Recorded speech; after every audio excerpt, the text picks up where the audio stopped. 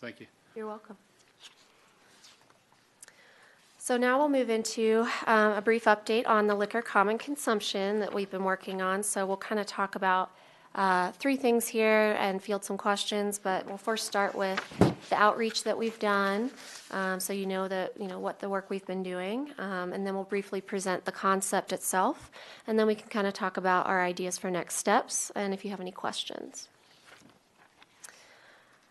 I brought with me a detailed outreach report, so if any of you would like this, we have a copy. But to summarize it here, we kind of did outreach with 4 different groups, right? We started internally at the beginning of last year, talking to our internal partners, because this was something that we were hearing people wanted to do, people were trying to do creatively. It was something that people wanted, and so our directive was to, see how this could look in Denver, talk to the people who are interested, and come up with a model. So we started doing that by talking to the city agency directors of a bunch of different agencies who would be interested. Our department, Excise and License, the city attorney's office, Public Works, CPD, DDPHE, fire, police, Office of Special Events, the mayor's office. So we kind of talked to everybody about what is your capacity? Do you like this idea? We talked about high-level policy options, right? To see if this was something that our partners internally in the city would have the capacity to do, and if so, what that capacity was. Once we had some of those high-level policy discussions, that group said, yeah, we think this is good to pursue, go forth and do some external outreach. So we planned at the beginning of last summer, we set some meetings with cluster groups, and these are a great way that Ashley has come up with to get feedback from different groups where they don't feel overpowered by other groups. So we didn't want the RNOs to feel overpowered by tourism or the bids to feel overpowered by liquor licensing attorneys. So we met with each of these groups individually in clusters, and we invited groups of about 15 to 20, I believe, where people could come, give us their feedback. We would tell them a little bit about the program, and they would tell us, oh, I like this feature, or I don't like this, or how would you deal with XYZ? Have you thought about ABC? And we took all of that feedback and really listened to what people were saying at those meetings. After those meetings, we noticed that one group that we didn't hear as much from as we thought we would is the RNOs in the neighborhoods. So we decided to do additional outreach there because these are the groups that I think had the most nitty-gritty questions about some of our policies and procedures and how they would be tied into the fold. So in the fall, we held 2 community meetings to get more feedback. Excuse me. And we invited every RNO registered with the city. We invited INC. It was publicized on their website. We reached out to council and invited all council members. And this was a way that we thought, we'll hold them in the community in the evenings. Anyone can come and they can give us their feedback. They can hear a little bit about how the state statute works, and then give us their feedback on whether they want this in Denver, if so, what they would want it to look like, et cetera, et cetera. We've also met with a few individual RNOs, either by presenting at their board or speaking with their representatives over the phone or email. I attended the INC Zoning and Planning Committee meeting earlier this spring, as well as their delegate meeting. And finally, we had what we called a community update meeting a few weeks ago, May 2nd. And that was kind of to touch base with the community and say, okay, we heard all of your feedback last summer, last fall. We've been talking to you individually and interacting with you, thinking about the good questions you've posed, the issues you've brought up. We've discussed them with our team of wonderful city attorneys. And so the update was really a means to give the community, come back and say, hey, here's what we've been working on. Here are some of the features that you requested or that we came up with in response to the questions you had or the issues you raised or the different configurations you came up with. We got lots and lots of questions. So this was our way to come back to the community and say, here's where we are and here's what we're thinking of doing next. We let them know we would be here today if they wanted to come. So that brings us to council. As you all know, we did some council briefings in the fall just to let you know that we were working on this and how the concept works. We did submit an ordinance request to officially start the process. We have today's update to bring you guys up to speed on the work we've been doing, just as we updated the community. And then we're happy to return with a detailed presentation when you're ready to hear, just how the nitty-gritty details that we did provide to the community. So the overall concept is we reduced it to one slide to kind of make it as simple as possible. It's not a simple concept. I will be forthcoming about that. The state statute is a bit hard to understand.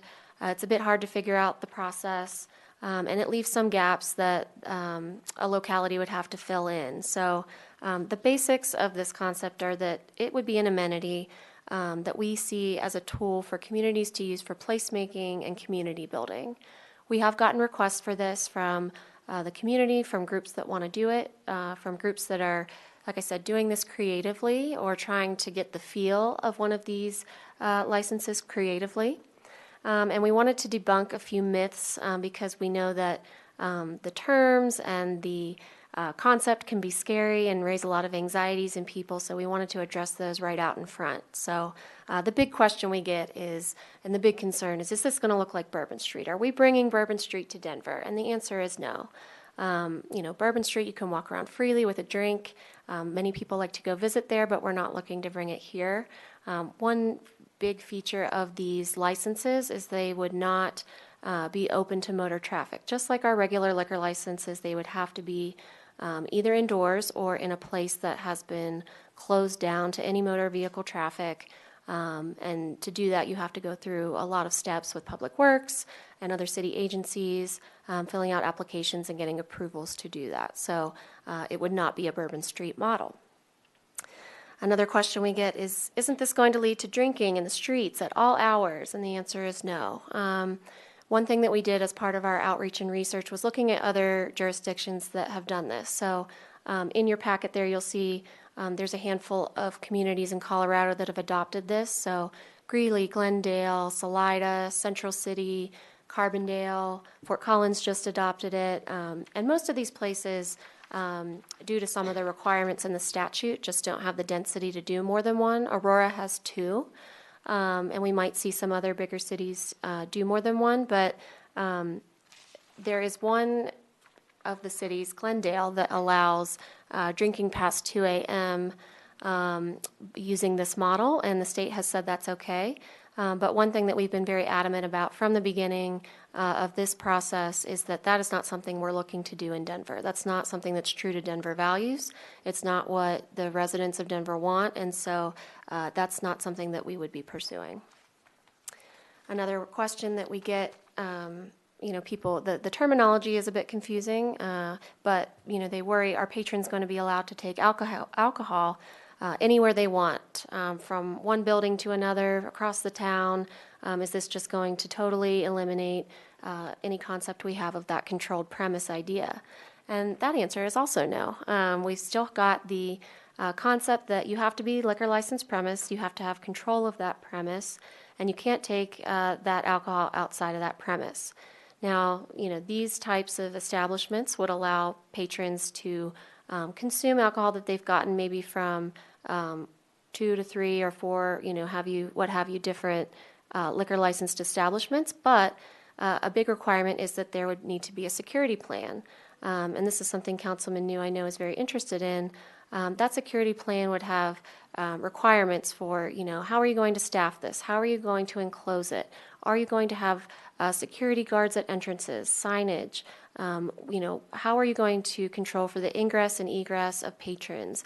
All things like that we kind of currently consider for our normal liquor licenses. Maybe if they have a patio, it would be a little bit beefed up because these are a new type of license. Finally, the big question that neighborhoods have is, is this going to be forced upon my neighborhood? Are we going to be forced to deal with the negative consequences that we foresee from allowing this in our neighborhood? And that answer is no. We did hear a lot of concern over noise, and trash and nuisance concerns that are associated with any kind of event or license type. But because these would be potentially permanent fixtures in the community, we wanted to ensure that there was some additional protection for community groups and that the process for them was a little bit more inclusive than some of the other licenses that we even have. So some examples that we've looked at including are a requirement for evidence of community support. This is an idea that we borrowed from the designated consumption area marijuana license. So before an applicant could even apply, they would have to go out into their community, talk to people, and get the support of at least one RNO or BID or community group to show that that's something that isn't totally opposed in that community. In addition, the common consumption areas could be either permanent or on an event basis. And currently for liquor license special events, a hearing isn't required. It can be requested if a community group requests it, but most special events go on without any hearing being requested. So one thing that we wanted to build in as an additional protection was a required hearing for any type of license, whether it be a permanent establishment or an event type. So that would give the community much more say over some of these special events that seem to be the cause of a lot of anxieties in the community members we talk to. That's where they really have the concerns about the trash, the noise, the nuisance, things like that. So no neighborhood will be forced to do it. They will have to go to a hearing.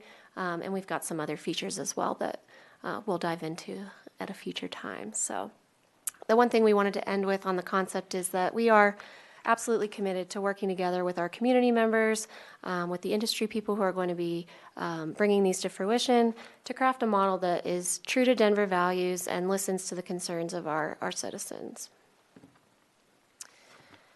So our path forward, what we're thinking next is we are going to continue to do outreach as we have been doing throughout the whole process since I think December of 2017.